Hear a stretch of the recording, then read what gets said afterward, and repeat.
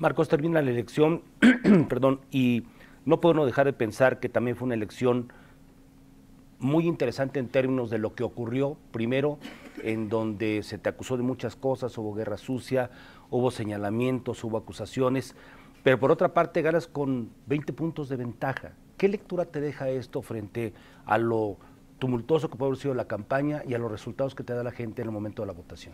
Mira, mis adversarios se concentraron mucho en la descalificación y en el desprestigio. Llevo 2 años y medio recibiendo ataques de toda índole, sin justificar ni fundamentar ni comprobar nada de lo que tanto me señalaron. Y esto la sociedad fue testigo de ello. Obviamente hubo momentos de debilidad de muchos ciudadanos que creyeron que lo que decían era cierto y con el paso del tiempo se fueron cayendo cada una de esas mentiras.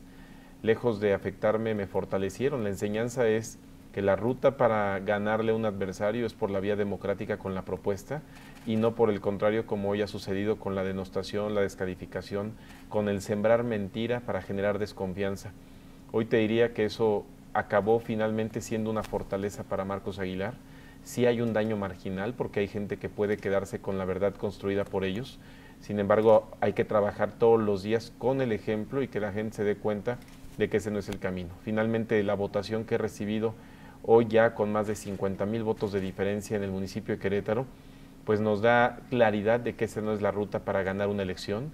La ruta es trabajando, Rafa, como lo hemos hecho siempre, es lo que siempre he señalado, lo que yo sé hacer es trabajar y concentrarme en objetivos puntuales. Reconozco muchas deficiencias en mi actuar, en el desempeño de mi responsabilidad como diputado local o federal y todas ellas me sirvieron como aprendizaje para evitar seguir cometiendo errores y ahora pues pondré en marcha todo ese aprendizaje para dar el mejor de los resultados a los habitantes de Querétaro.